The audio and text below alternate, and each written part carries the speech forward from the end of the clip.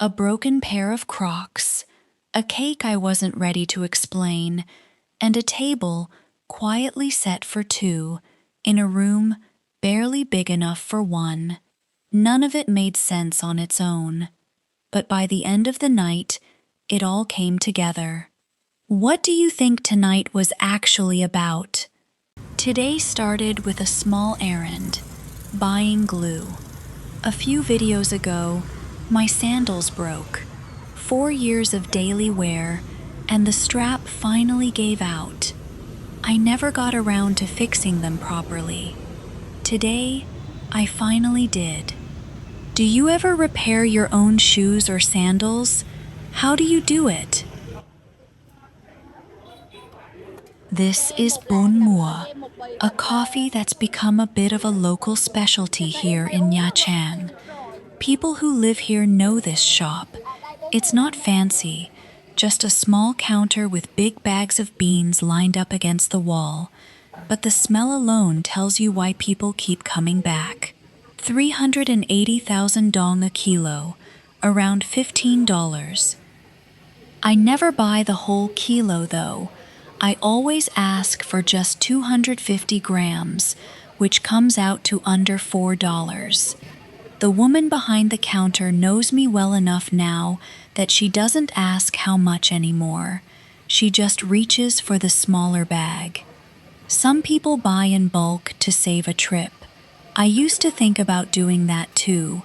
But coffee isn't like rice or salt. It doesn't wait well.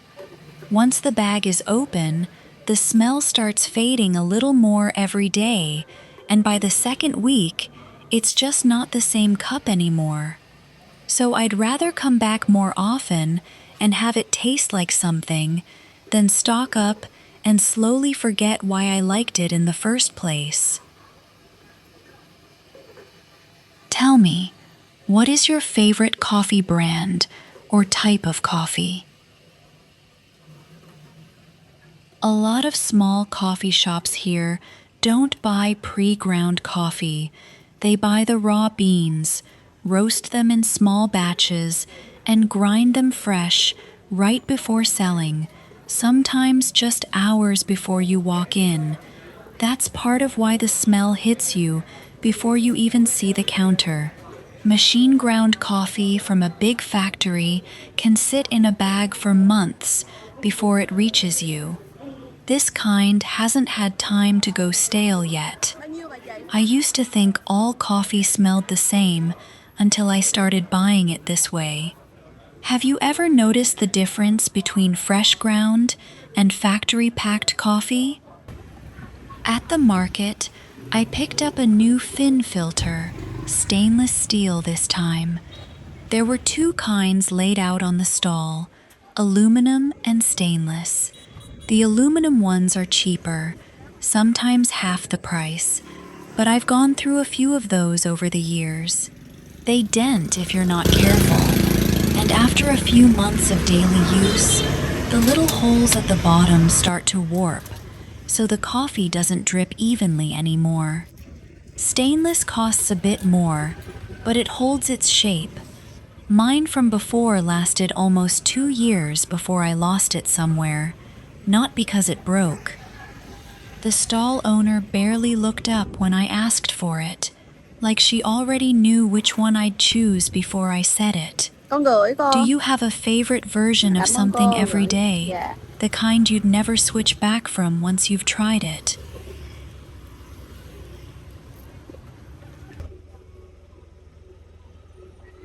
It's really hot today. Must be around 37 degrees. Next stop was a small bakery I don't visit often. I stood in front of the display case longer than I probably needed to.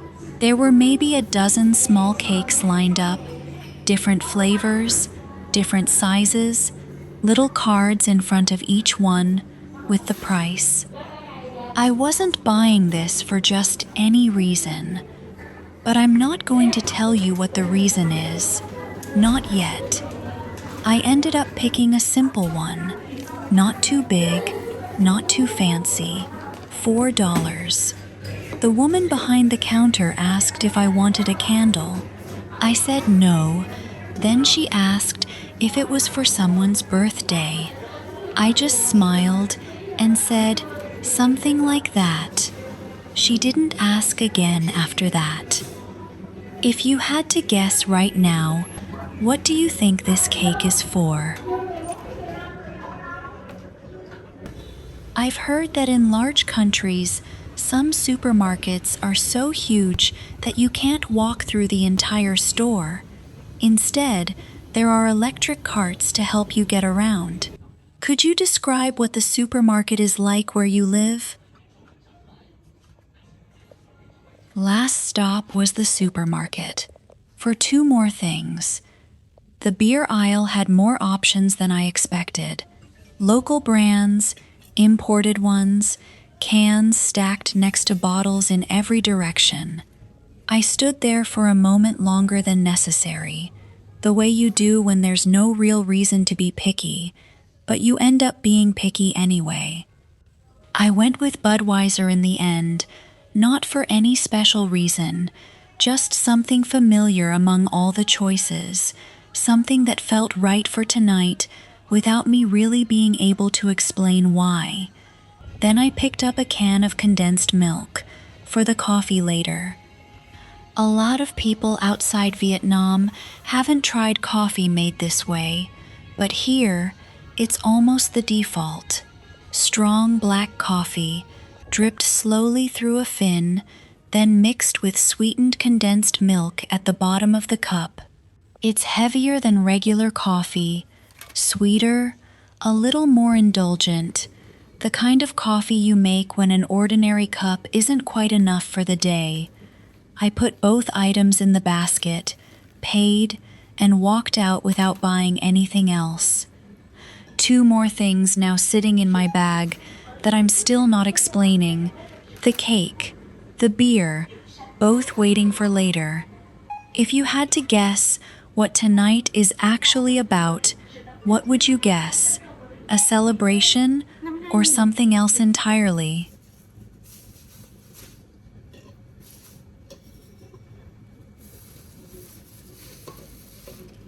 Cảm ơn.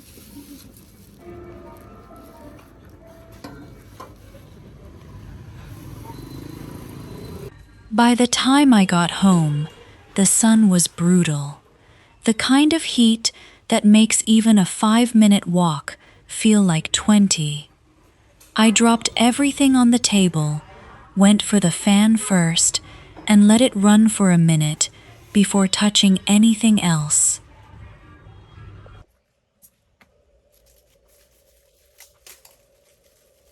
Then I rinsed the new fin under the tap just once to wash off whatever dust it picked up sitting on the stall all day.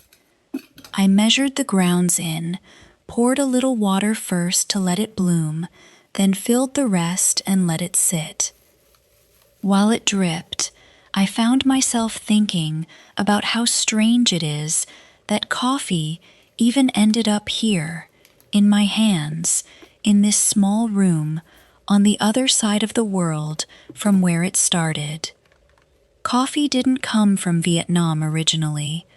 It came from Ethiopia, centuries ago, from a highland region where, according to one old story, a goat herder noticed his goats acting strangely energetic after eating certain red berries. He tried them himself, and that was supposedly the beginning of it all, a plant that would eventually cross oceans, empires, and generations, and end up in a fin filter on a table in Nha Trang. The French brought coffee to Vietnam in the 1800s. They wanted the climate here for growing it, not necessarily for the people to drink it. But somewhere along the way, it stopped being just a colonial crop and became something else entirely, something Vietnamese people made their own. The slow drip through a metal filter, the condensed milk at the bottom, because fresh milk wasn't always available or affordable back then. A whole culture built around sitting, waiting, watching it happen one drop at a time. I think that's the part that gets me the most. Coffee, almost everywhere else in the world, is designed to be fast. Grab it, drink it, move on. But here, it forces you to slow down, whether you want to or not. You can't rush a fin. You just sit with it. I didn't always understand why people did that until I started living alone. In the beginning, waiting for anything by myself felt uncomfortable. Waiting for coffee, waiting for dinner to cook, waiting for a day to end. It felt like time I should be filling with something, anything, other than just sitting there. But somewhere in the last few years, waiting stopped feeling empty. Watching this coffee drip, slowly, drop by drop, doesn't feel like wasted time anymore. It feels like the one part of the day nobody's rushing me through. Maybe that's the real reason this drink survived so many centuries, so many countries, so many different lives. Not because of the caffeine, because it gives people permission to stop, even for a few minutes, in a world that mostly tells you to keep moving. I poured it over ice, added the condensed milk, and watched it swirl together, dark and pale, mixing slowly instead of all at once. If coffee has traveled this far to end up in your cup too, what does your version of slowing down look like?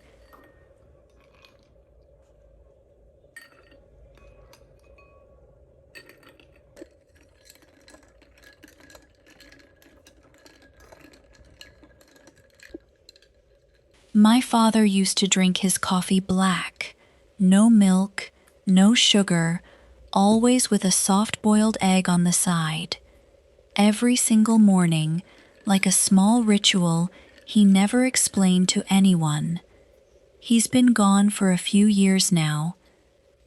Some mornings, when the house is quiet and the coffee is dripping slowly like this, I swear I can still smell his kitchen, and for just a few seconds, it feels like he never really left this world. At 34, people back home have opinions about that number, whether I ask for them or not. Marriage here isn't just about two people liking each other. It comes with questions I never really chose. Questions about dowry, about family background, whether your parents own land, whether you'll be worth it to someone else's family. I used to feel the weight of all that. Now I just let the coffee go quiet in my hands and let the questions sit there, unanswered, the way most real questions do. Do people where you live still ask this kind of thing too? Coffee finished, cup set aside, I finally picked up the sandals. I'd been putting this off for longer than I should have. The sole had been peeling away from the base for weeks before it actually came apart completely. I kept telling myself I'd deal with it later. Then later became 4 years of later, and one day, on the way to church, it just gave out, the sole flapping loose with every step. I laid the sandal flat on the table and opened the glue. 40 cents. That's all it cost. These Crocs were $40 on sale, originally $80. Even at half price, $40 isn't cheap for a pair of sandals here, but I only own 2 pairs total, and this one's been with me for 4 years now. Honestly, my whole closet is like that. Not many clothes, not many shoes, not much stuff in general. So if you ever catch me wearing the same outfit in 2 different videos, months apart, that's not an editing mistake. That's just genuinely all I own. Don't laugh at me too much. 40 cents to save a $40 pair, I can't really afford to keep replacing. Some repairs are just worth doing. I set them aside to dry and looked at them for a second longer than I needed to. Do you still fix things you could easily just replace, or has that habit disappeared for you too?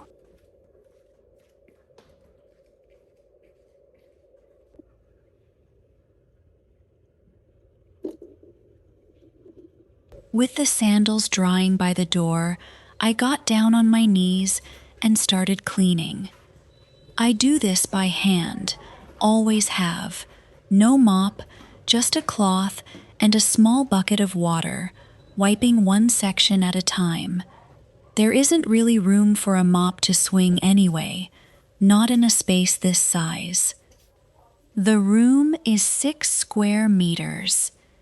I can touch two opposite walls if I stretch my arms out.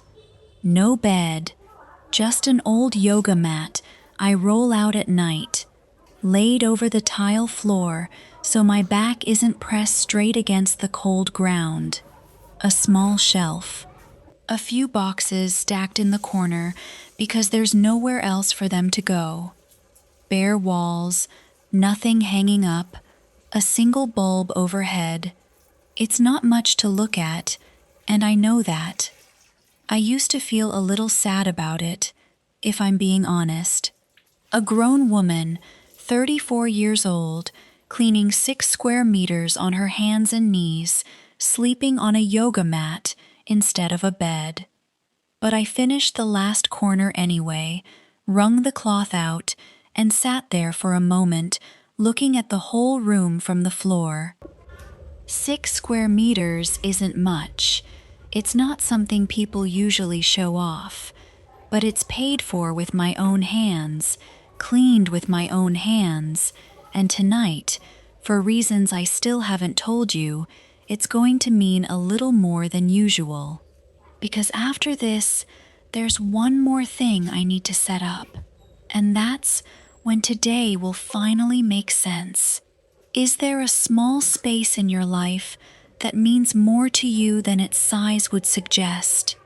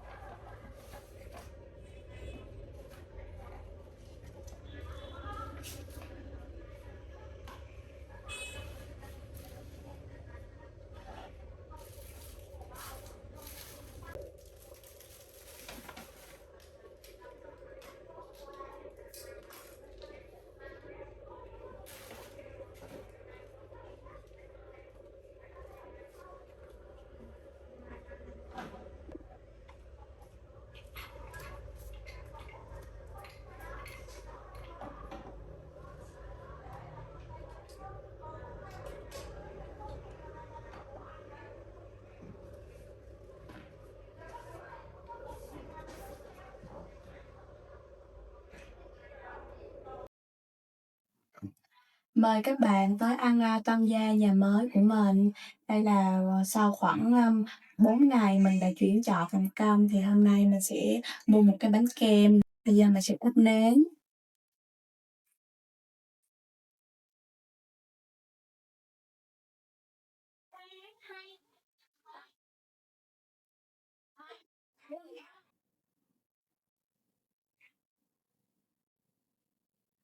Cây nến đầu tiên mình, ờ, chúc cho các bạn đang xem video của mình có một, bữa sinh nhật, tương lai của các bạn thật là vui.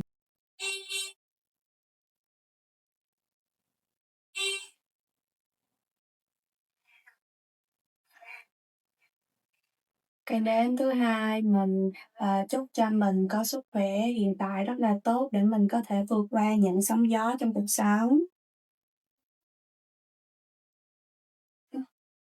Cái nến thứ ba là mình tổ chức tiệc mừng, mình có chuyển trò thành công và, mình có một buổi liên hoan nhỏ để, mừng cho bản thân mình và, mừng, bởi vì, kênh chui nạp Bật được kiếm tiền. Cảm ơn các bạn và quý khán giả đã ủng hộ mình trong những video, gần nhất và, hy vọng sẽ ủng hộ những video tiếp theo.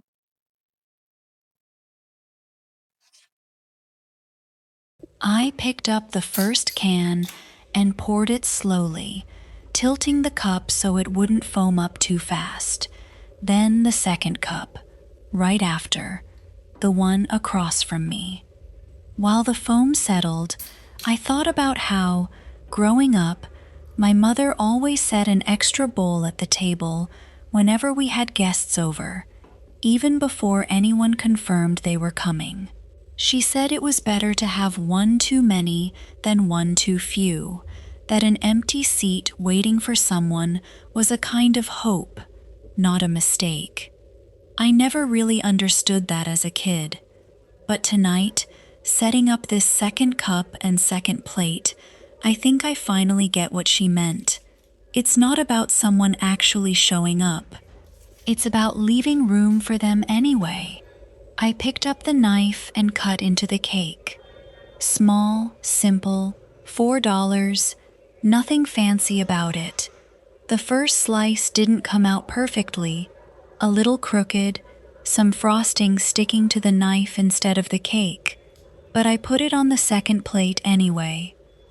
"This one's yours," I said, mostly to no one, mostly to whoever might be watching this later, at some point I can't predict, on a day I'll never know anything about. That's the strange thing about making videos like this. I'm sitting here alone, right now, in real time, but by the time you're seeing this, tonight will already be long over.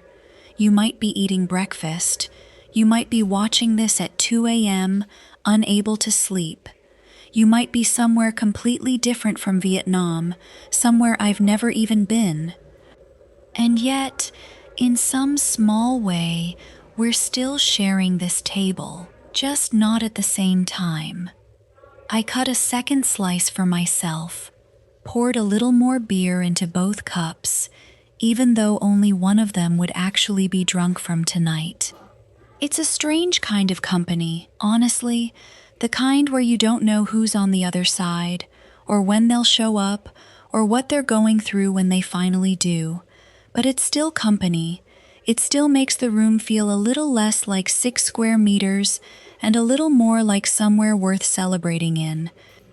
So, whoever you are, wherever you are, whenever this finds you, thank you for taking a seat at this table with me tonight, even if it's just for a few minutes. Cheers, from a very small room to a very ordinary, very real reason to celebrate. If you were sitting across from me right now, what would you want to toast to?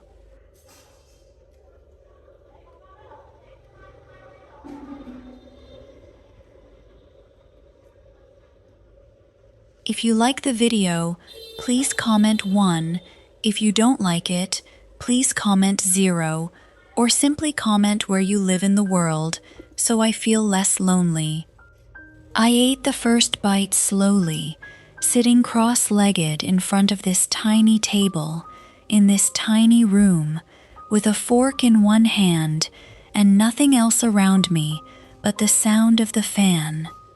Alone, technically, but not the way it used to feel. Maybe living alone was never about becoming someone who doesn't need anyone. Maybe it's just learning how to sit at a small table on an ordinary night and let it be enough, even without anyone physically across from you. Thank you for being here with me tonight. What does an ordinary night look like for you?